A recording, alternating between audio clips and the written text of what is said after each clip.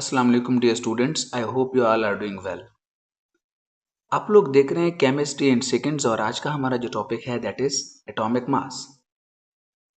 MD cat session start करने लगे हैं और एमडी कैट के सिलेबस के मुताबिक सबसे पहला टॉपिक हमारा एटॉमिक मास है।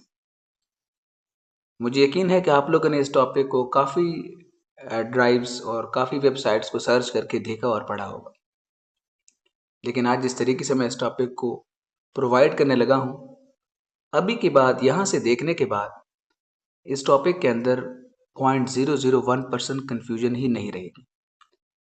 अगर यकीन नहीं आ रहा तो टॉपिक को सिर्फ और सिर्फ 5 to 7 मिनट तक कॉन्टिन्यूसली गौर के साथ देखते रहिएगा। तो चलिए स्टार्ट करते हैं अपने टॉपिक को, एटॉमिक मास। एटॉमिक मास क्या है? बुक्स के डेफिनेशन के मुताबिक it is the weighted average mass of all isotopes of an atom. ठीक, ये वेटेड एवरेज मास है of all isotopes of an atom. किसी भी एटम की जितनी भी आइसोटोप्स है उसका जो वेटेड एवरेज मास है उसको हम एटॉमिक मास का नाम देते हैं। ठीक है, मैं कॉम्प्लाई कर रहा हूँ, ठीक है, मैं एग्री हूँ इस कॉन्सेप्ट के साथ। लेकिन कहानी का जो बुनियाद है उसको अगर आप समझना चाहते हैं, जिसका करेक्टर एटॉमिक मास है, तो सबसे पहले हम लेफ्ट साइड को ज़रा एलाबोरेट करते हैं। ठीक है, उसके बाद हम इस डेफिनेशन की तरफ आते हैं। एटॉमिक मास क्या है? It is the quantity of material part of an atom. क्या ये क्वांटिटी है, मकदार है? You all know better that mass क्या है? क्वांटिटी है, क्वांटिटी ऑफ मैटर है, मैटर का मकदार है। ठीक है, in the same way on the basis of atom, अगर हम एटम की बुनियाद पर कहेंगे तो एटॉमिक मास क्या है? The quantity of material part of an atom. Atom का जो मटेरियल पार्ट है, ठीक है, उसकी मकदार को हम एटॉमिक मास कहते हैं, उसकी क्वांटिटी को हम एटॉमिक मास कहते हैं। अब मटेरियल पार्ट कौन सा पार्ट होता है? You all know better that कि एटम के हमारे पास दो मेन पार्ट्स होते हैं।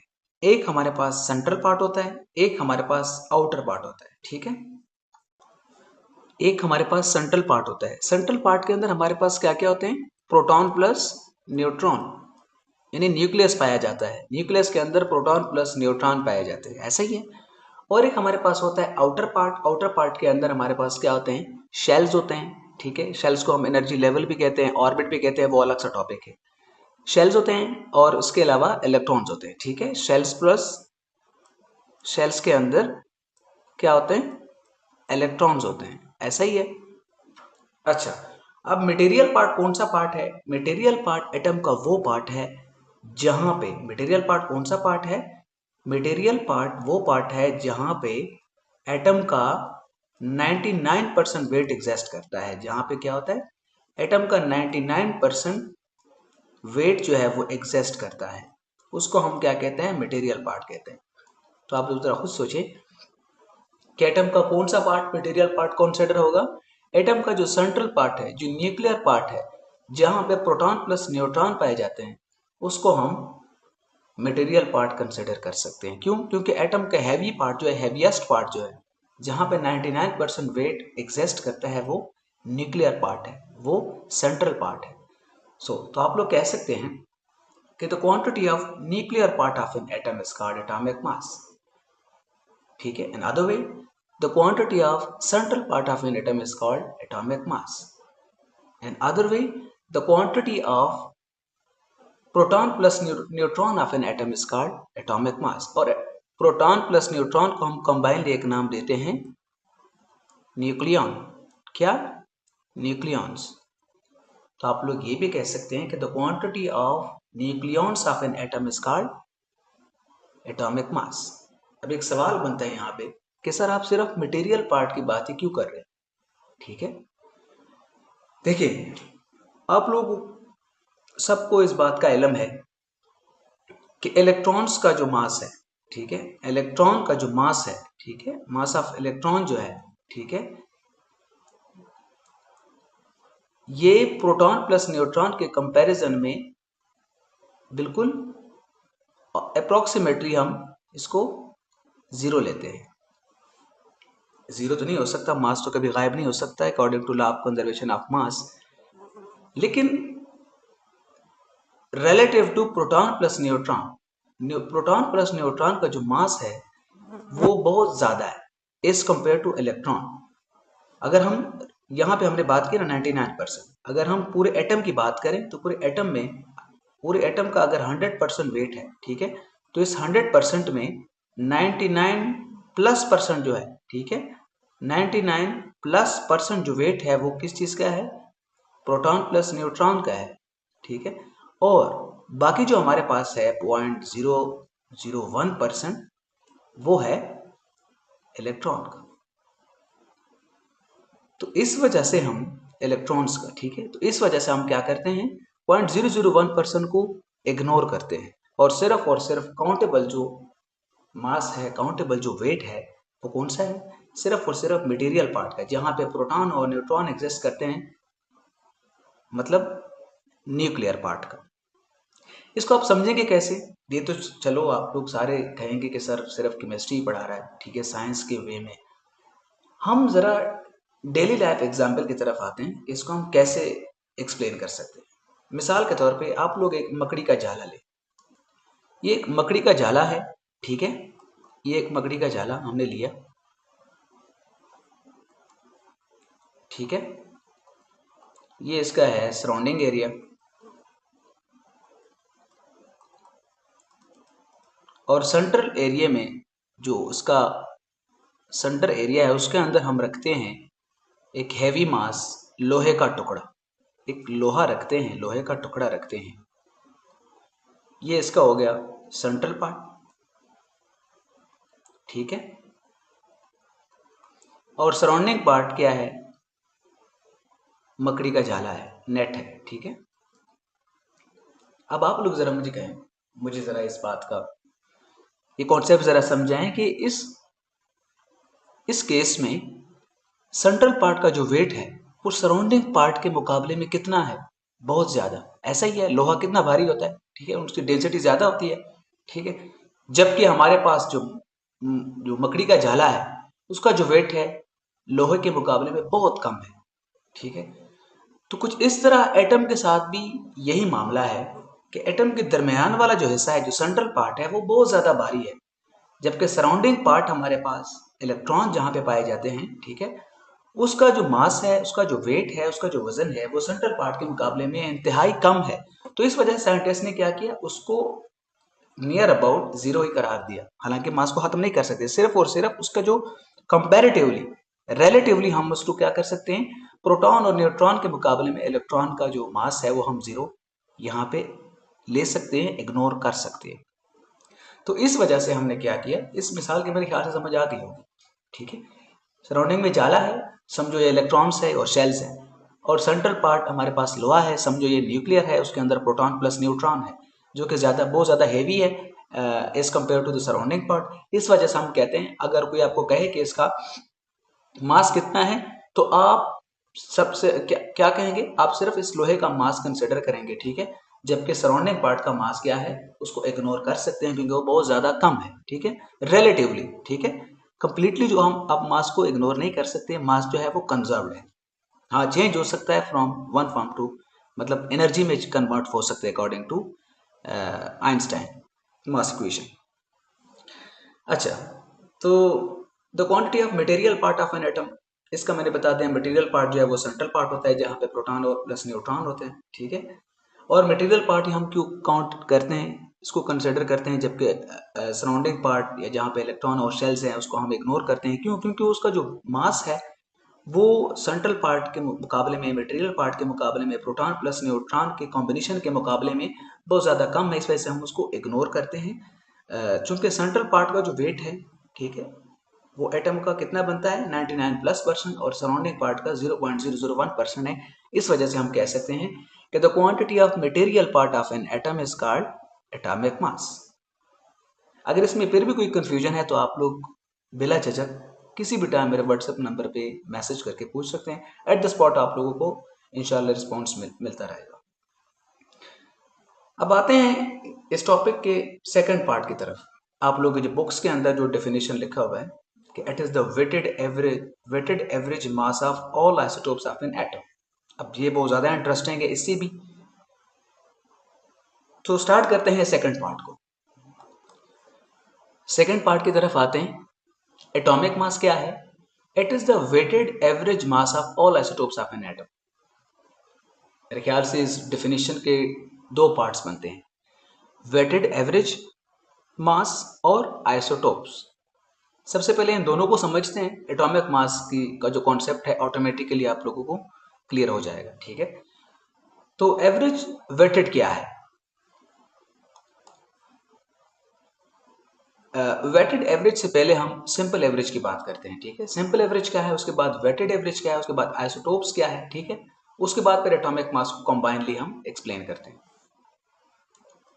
अच्छा, एक हमारे पास है सिंपल एवरेज, एक हमारे पास है वेटेड एवरेज। सबसे पहले हम समझते हैं सिंपल एवरेज को।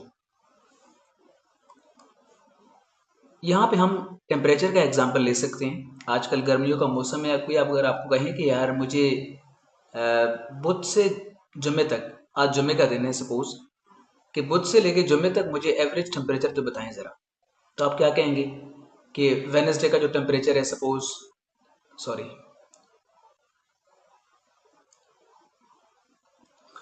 वेनसडे का जो टेम्परेचर है वो है हमारे पास है 40 डिग्री सेंटीग्रेड, ठीक है। और थर्सडे का हमारे पास है 35 डिग्री सेंटीग्रेड, ठीक है। और फ्राइडे का हमारे पास है 30 डिग्री सेंटीग्रेड, ठीक है। ये आपका हो गया 3 दिनों का जो टेम्परेचर है उसका हिसाब। अब इसका एवरेज हम किस तरह निकालते हैं? सिंपल एवरेज आपने देखा होगा। अब इसमें आप ये नहीं कह सकते कि यार 3 दिनों का आप 40 डिग्री सेंटीग्रेड ले लें, 35 ले लें या 30 ले लें, ठीक है, क्योंकि उसने 3 दिनों का जो कंबाइंड टेम्परेचर है, ठीक है, उसकी डिमांड की है। तो आप क्या कहेंगे, सिंपली तीनों वैल्यू को आप क्या करेंगे, 40 प्लस 35 प्लस 30, ठीक है, डिवाइडेड बाय 3, ठीक है। अब इससे जो वैल्यू आएगा हमारे पास, क्या वैल्यू आएगा,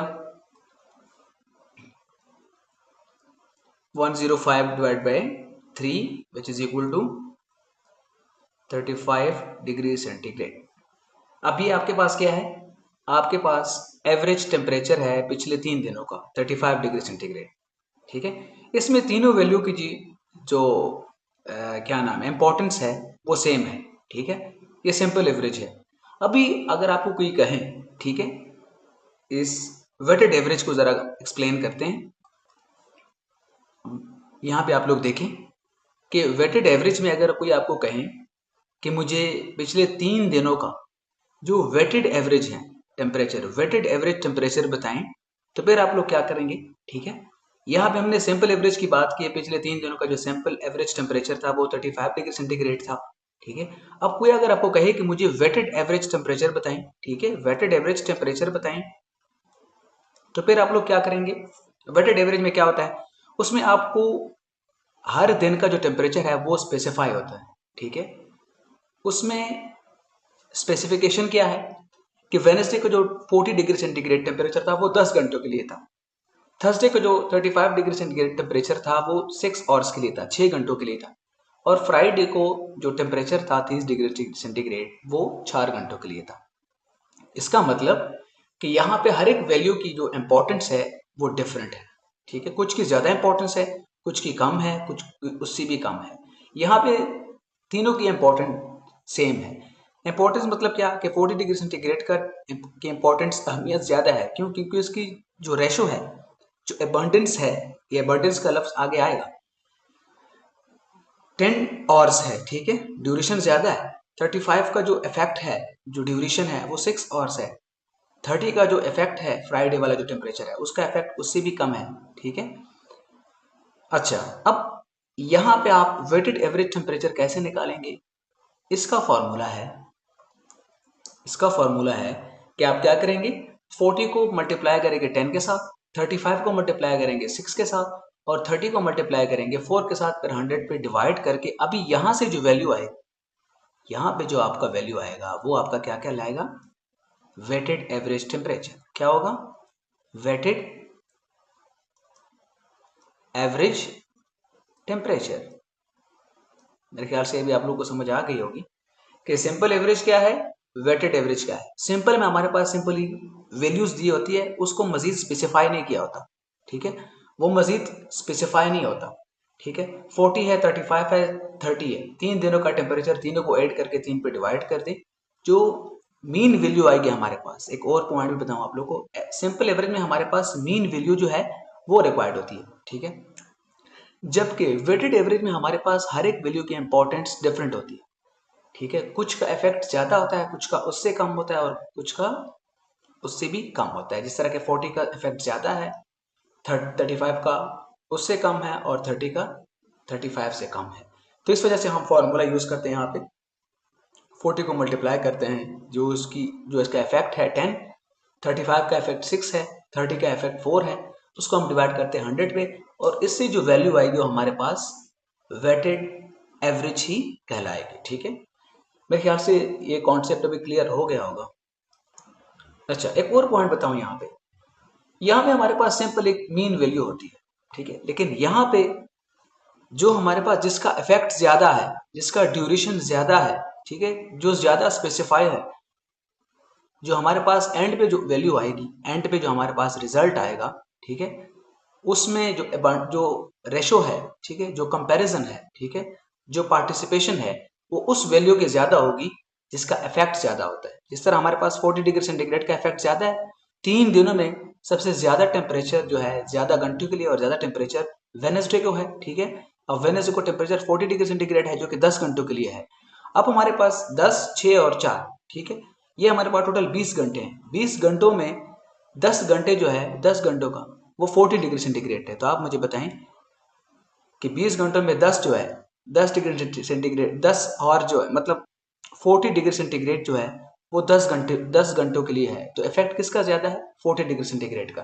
तो अभी एंड पे लास्ट पे जो वैल्यू आएगी, आखिरी जो वैल्यू हमारे पास आएगी, वो किसके करीब होगी?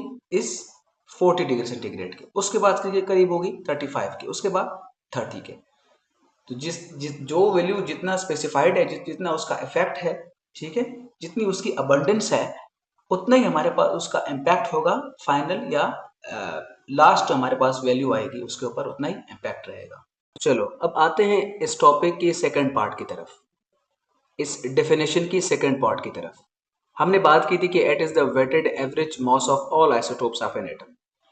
वेटेड एवरेज को मैंने कोशिश की है काफ़ी अच्छी तरीके से समझाया है। फिर भी अगर कोई इशू है तो आप लोग बिला झिझक पूछ सकते हैं मेरे व्हाट्सएप नंबर पे, या कमेंट्स में आप लोग कमेंट्स बॉक्स में आप लोग जो है ना वो पूछ सकते हैं। इस डेफिनेशन का सेकंड पार्ट हमारे पास है आइसोटोप्स। आइसोटोप्स क्या है?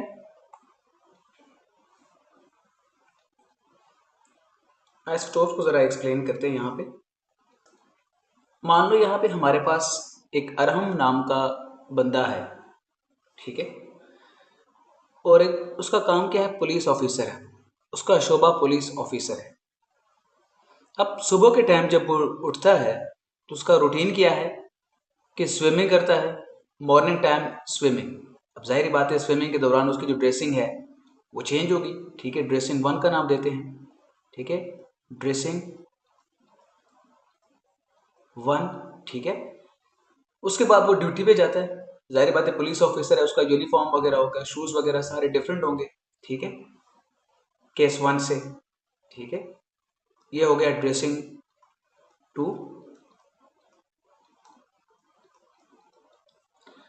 थर्ड केस में आफ्टरनून टाइम जब वो ड्यूटी से वापस आता है तो वो क्या करता है? जॉगिंग करता है, एक्सरसाइज करता है। जारी बात है जब वो जिम पे जाता है, जॉगिंग करता है, रनिंग ट्रैक पे जाता है, तो उसके जॉगिंग का जो ड्रेसिंग है, एक्सरसाइज के लिए जो ड्रेसिंग है, वो डिफरेंट होगी इन दोनों से। ऐसा ही है ड्रेसिंग 3।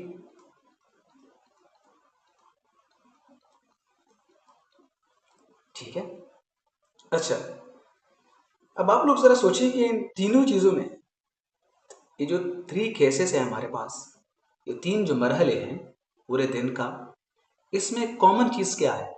कॉमन चीज इसमें है अरहम। इसकी आइडेंटिफिकेशन जो है, ठीक है, आईडी जो है वो क्या है? अरहम। अब उसके बाद जो सेकेंडरी फैक्टर है, जो चेंज हो रहे हैं, ठीक है, जो वेरिएबल है, वो क्या है? ड्रेसिंग। मतलब ड्रेसिंग 1, ड्रेसिंग 2, ड्रेसिंग 3। क्या समझे? आइसोटोप्स क्या है? आइसोटोप्स हमारे पास क्या है? आइसोटोप्स, एटम के आइसोटोप्स कैसे डिफाइन करते हैं? एटम्स एटम्स, ठीक है, वो तमाम atoms having same number of proton and electron, same number of proton and electrons, but different number of different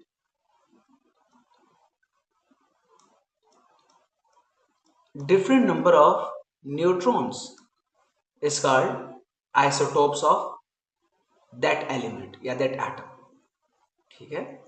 वो सारे एटम्स, ठीक है, वो 2 भी हो सकते हैं, 3 भी हो सकते हैं, 4 भी हो सकते हैं, ठीक है, डिपेंड करता है नेचर ऑफ एटम पे। कार्बन है, हाइड्रोजन है, ठीक है, जिसके पास हमारे पास प्रोटॉन और इलेक्ट्रॉन का नंबर जो है, जो तादाद है, वो सेम रहता है, जबकि नंबर ऑफ न्यूट्रॉन जो है, न्यूट्रॉन का जो तादाद है वो वेरिएबल होता है, ठीक है, वो चेंज होता है, ठीक है। तो उसको हम कहते हैं, उस बेस पे हमारे पास जो कॉन्सेप्ट बनता है उसको हम कहते हैं आइसोटोप्स। कैसे? यहाँ पे आप देखें, शनाख्त हमारे पास अरहम है, कॉमन चीज जो है, जो कांस्टेंट है, जो वेरिएबल नहीं है, जो चेंज नहीं हो रहा, वो अरहम है, ठीक है। बंदा तो वही है ना, सिर्फ उसका ड्रेसिंग चेंज हो रहा है एज पर द कंडीशन, ठीक है। तो अरहम जो है ये हमारे पास है नंबर ऑफ प्रोटॉन और इलेक्ट्रॉन, जिसको हम क्या कह सकते हैं, एटॉमिक नंबर भी कह सकते हैं, जेड से रिप्रेजेंट करते हैं। सो एटॉमिक नंबर जो है वो क्या है, आइडेंटिटी है, एक शनाख्त है, ठीक है। ये एमसीक्यू पॉइंट भी है कि जो एटम का जो शनाख्त है, एटम की जो आइडेंटिटी है, एटम की जो आईडी कार्ड है, वो क्या है, एटॉमिक नंबर है, क्योंकि वो कांस्टेंट रहता है, वो वेरिएबल नहीं होता, वो कांस्टेंट रहता है, ठीक है। अच्छा, अब यहाँ पे हमारे पास जो ड्रेसिंग है, जो वेरिएबल है, जो चेंज हो रहा है, वो क्या है, वो उसकी मिसाल है नंबर ऑफ न्यूट्रॉन। तो आइसोटोप्स क्या है, atoms having same atomic number but different number of neutron, ठीक है।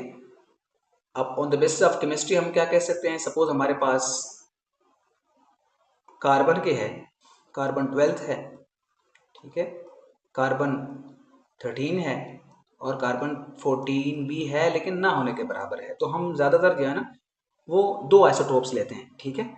अब ये कार्बन है, इसका एटॉमिक नंबर क्या है, ठीक है, 6 है, ठीक है। इसके पास 6 प्रोटॉन है और 6 इलेक्ट्रॉन्स है, एटॉमिक नंबर 6 है, ठीक है। जबकि हमारे पास, इसके पास न्यूट्रॉन कितने हैं, नंबर ऑफ न्यूट्रॉन कितने हैं, नंबर ऑफ न्यूट्रॉन हमारे पास, इसके पास कितने हैं, वो भी 6 है। अच्छा, अब सेकंड केस की तरफ आते हैं, कार्बन 13 की तरफ। कार्बन 13 में 6 इलेक्ट्रॉन्स हैं एंड 6 प्रोटॉन्स है, जबकि नंबर ऑफ प्रोटॉन न्यूट्रॉन जो है वो कितने हैं, 7 है। तो क्या मतलब, कार्बन 12 और कार्बन 13 अगर एक दूसरे से अलग है, अगर एक दूसरे से डिफरेंट है, किस बेस पे, नंबर ऑफ न्यूट्रॉन के बेस पे, इसका मतलब कार्बन 12 और कार्बन 13 आइसोटोप्स है, लेकिन इसका जो शनाख्त है, जो उसकी आईडी है, वो क्या है, कार्बन ही है, कार्बन एलिमेंट है ना, जो कार्बन एटम है, सिंपल जो कार्बन है, ठीक है, रेस्पेक्टिव हम नंबर ऑफ न्यूट्रॉन को नहीं देखते, जो शनाख्त है वो कार्बन ही है ना, लेकिन उसमें जो एक दूसरे से जो फर्क है वो किस बेस पे है, नंबर ऑफ न्यूट्रॉन के बेस पे। केस 1 में हमारे पास कार्बन 12 के पास 6 न्यूट्रॉन है, कार्बन 13 के पास हमारे पास 7 न्यूट्रॉन है। ये वेरिएबल वैल्यू है, इस बेस पे हम क्या करते हैं, आइसोटोप्स को डिफाइन करते हैं। लेकिन इसकी जो शनाख्त है, जो चीज कांस्टेंट है, वो क्या है, कार्बन, ठीक है, कार्बन एटम या कार्बन एलिमेंट, तो इसको हम कहते हैं आइसोटोप्स। अच्छा, अब यहाँ पे कॉम्बाइन बेस डेफिनेशन को समझते हैं कि it is the weighted average mass of all isotopes of an atom. Weighted average की ऑलरेडी मैंने आपको डिस्कस कर दिया, mass of all isotopes of an atom, ठीक है। अब कॉम्बाइन बेस को समझते हैं, फिर ये टॉपिक क्लोज हो जाएगा इंशाल्लाह। And after watching this video completely, आप लोगों को किसी भी किस्म की कंफ्यूजन नहीं होनी चाहिए, और अगर होगी भी तो आप लोग किसी भी टाइम पूछ सकते हैं बिला झिझक के, पहले तो होगी नहीं इंशाल्लाह। अभी हम कॉम्बाइन डेफिनेशन को एक्सप्लेन करते हैं कि it is the weighted average mass of all isotopes of an atom. मतलब एक एटम के जो आइसोटोप्स है उसका जो वेटेड एवरेज मास है, वेटेड एवरेज मास कैसे, मैं मिसाल देता हूं, अगर आपको कहें कि कार्बन का एटॉमिक मास आप कैसे फाइंड आउट करते हैं, डेफिनेशन क्या कहती है, it is the weighted average mass of all isotopes of an atom. Isotopes हमारे पास कार्बन के 3 हैं, हम 2 लेते हैं, थर्ड जो है वो ना होने के बराबर है। अब यहाँ पे सपोज हम कहते हैं कि इस कार्बन का जो, मैंने आप लोगों को वो वेटेड एवरेज में बताया था, ठीक है, इस कार्बन का जो एटॉमिक मास है, ठीक है, वो फाइंड आउट करें, ठीक है। तो कार्बन का हम एटॉमिक मास कैसे फाइंड आउट कर सकते हैं, वेटेड एवरेज का हम इस्तेमाल करते हैं। वेटेड एवरेज का जो कॉन्सेप्ट है, इस कार्बन का जो मास नंबर है वो क्या है, 12 है। उसके बाद इसकी इंपॉर्टेंस और इफेक्ट मैंने एक फॉर्मूले में बताया था, ठीक है।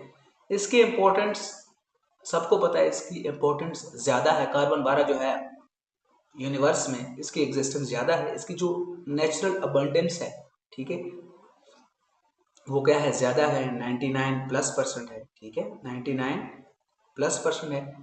उसके बाद प्लस इसका मास नंबर क्या है, ठीक है, इसका मास नंबर है 13, ठीक है, मल्टीप्लाई बाय इसकी इफेक्ट क्या है, इसकी इंपॉर्टेंस क्या है, कितनी है, वो हम करेंगे, वो हमारे पास है 0.08 कर दें, एग्जैक्ट मुझे नहीं पता लेकिन कम है, ठीक है।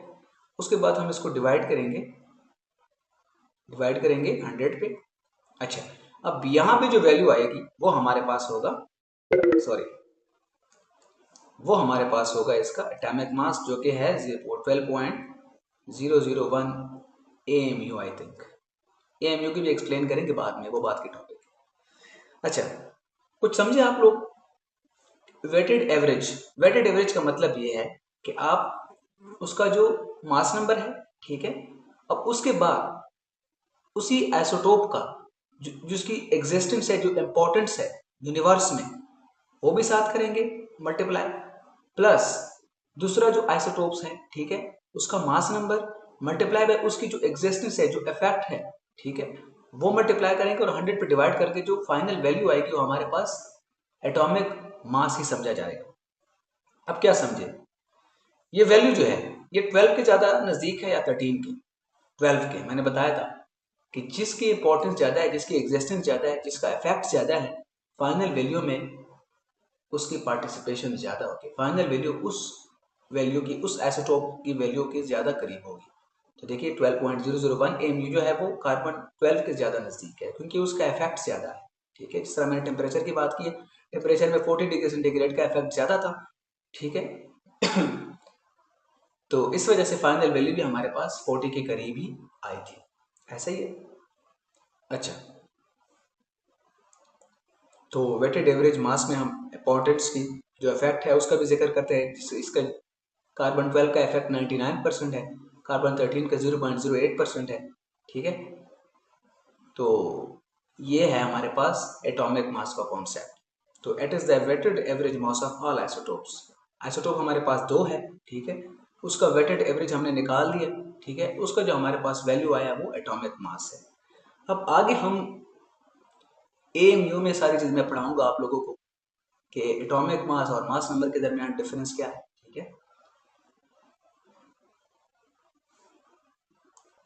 तो वेट करें सेकेंड वीडियो का, कमेंट सेक्शन में लाजम बताइएगा कि आज के टॉपिक को आप लोगों को कितनी समझ आई, किस जगह पे आप लोग कंफ्यूज है, और इससे पहले आप लोगों को कितनी समझ आ रही थी जहाँ से आप लोगों ने पढ़ा था, और अभी आप लोगों का कॉन्सेप्ट कितना क्लियर हो गया। तो इंशाल्लाह नेक्स्ट वीडियो का इंतज़ार करें, हमारे साथ जुड़ते रहिए। केमिस्ट्री सेकेंड, अल्लाह हाफिज़।